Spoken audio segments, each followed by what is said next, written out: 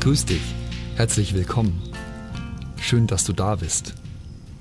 Ich freue mich, dass du mich in dieser sternenklaren Nacht wieder an meinem Lagerfeuer besuchst. Heute spreche ich über das, was wir meiner Meinung nach in unserem Leben am häufigsten tun. Und zwar warten. Im Grunde genommen besteht doch unser ganzes Leben nur aus Warten. Wir warten in der Schule täglich darauf, dass der Schlussgong ertönt. Dann warten wir darauf, dass endlich die Prüfungen vorbei sind. Im Job warten wir jeden Tag auf den Feierabend. Dann warten wir aufs nächste Wochenende und ganz besonders auf den nächsten Urlaub. Wir warten auf das nächste Konzert. Wir warten auf den Sommer, auf den Herbst, auf den Winter. Wir warten darauf, dass wir endlich 18 werden oder endlich in Rente gehen können. Alles in dem Kontext, dass es jetzt gerade, in diesem Moment, eben noch nicht gut genug oder schön genug ist. Ich glaube, du verstehst, was ich meine. Was ist eigentlich dieser Wartezustand? Also ich würde ihn in etwa so definieren. Warten ist ein emotional angespannter Zustand, den ich in einer Situation empfinde, in der ich mich unwohl fühle, aus der ich mich vielleicht nicht sofort befreien kann, gleichzeitig aber dabei an einen schöneren Moment in der Zukunft denke oder an Dinge denke, die ich stattdessen hätte tun können. Natürlich könnte ich wahrscheinlich aus vielen Situationen sofort entfliehen, aber mein Kopf, meine Gedanken hindern mich daran, indem sie mir teilweise mit echt verrückten Vorstellungen einreden, dass das halt gerade im Moment nicht geht. Meine Gedanken befinden sich also in einem imaginären Augenblick in der Zukunft, der besser und schöner ist als der Augenblick, in dem sich mein Körper gerade befindet. Jedes Mal, wenn meine Gedanken nicht voll und ganz in der Situation sind, in der ich mich gerade tatsächlich befinde, entsteht eine Art Ungleichgewicht. Mein Geist und mein Körper sind keine Einheit mehr, sondern werden zweigeteilt. Mein Körper befindet sich in der Gegenwart, an diesem Ort. Mein Geist ist aber an einem anderen Ort in der Zukunft. In einer Zukunft, die nicht real ist, sondern nur erdacht. Sie ist eine reine Vorstellung meines Geistes. Da sie aber schöner ist als die Situation, in der sich mein Körper gerade befindet, wünsche ich mir, dass diese vorgestellte bessere Situation möglichst sofort eintritt. Da das aber nicht geht, verursacht es dieses unangenehme, unruhige Gefühl der Spannung in mir. Was kann ich gegen dieses unangenehme Gefühl tun? Ganz einfach. Wenn ich meinen Körper und meinen Geist wieder in Einklang bringe, hört dieses unangenehme Gefühl sofort auf.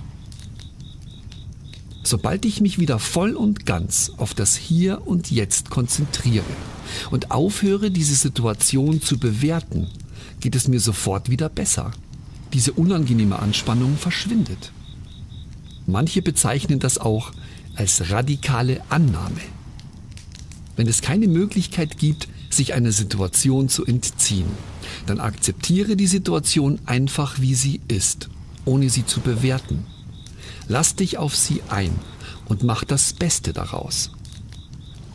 Das ist nicht immer ganz leicht. Wenn man es aber ein paar Mal gemacht hat, fällt es einem immer leichter. Bedenke bitte, dass eine Situation anzunehmen nicht gleich bedeutet, dass du damit einverstanden bist. Du akzeptierst die Situation nur so, wie sie gerade ist. Nicht mehr und nicht weniger. Diese radikale Annahme funktioniert nicht nur beim Thema Warten, sondern auch bei vielen anderen negativen Situationen, die manchmal auch plötzlich und unerwartet passieren. Du hast beispielsweise einen wichtigen Termin und möchtest mit dem Auto hinfahren, aber der Wagen springt nicht an. Jetzt im Kopf durchzuspielen, wie du komplett durchdrehst und den Termin verpasst, bringt dich nicht weiter. Er verursacht nur Spannung und Stress, da du im Kopf wieder in einer imaginären Zukunft verweilst, die von deinen Gedanken erfunden wird. Bleibst du stattdessen im Hier und Jetzt und konzentrierst dich ganz neutral auf die momentane Situation, kannst du sofort in die Lösungsfindung übergehen. Du könntest zum Beispiel einen Nachbarn um Starthilfe bitten oder gegebenenfalls den Termin einfach verschieben. Das alles kann ganz entspannt und harmonisch ablaufen. Und mit etwas Glück schaffst du es vielleicht sogar noch zu deinem Termin. Wer weiß. Aber kommen wir zurück zum Warten, und zwar jetzt zum klassischen Warten. Also zum Beispiel das Warten auf einen Freund, auf einen Anruf oder beim Arzt, dass man aufgerufen wird. Niemand wartet gern. Oftmals kommt während des Wartens auch dieses unangenehme Gefühl von Langeweile auf. Besonders dann, wenn du unerwartet warten musst. Und auch hier ist die radikale Annahme eine sehr gute Lösung. Es bringt nämlich gar nichts, sich darüber zu ärgern und dann zu überlegen, was man in dieser Zeit alles hätte tun können. Das verursacht nur wieder Spannung und ein unangenehmes Gefühl in dir. Wenn im Außen gerade nichts Interessantes passiert, auf das du dich konzentrieren kannst, dann konzentriere dich doch mal auf dein Inneres. Mach beispielsweise eine bewusste Atemübung, indem du erst tief einatmest und beim langen Ausatmen dann ganz tief entspannst.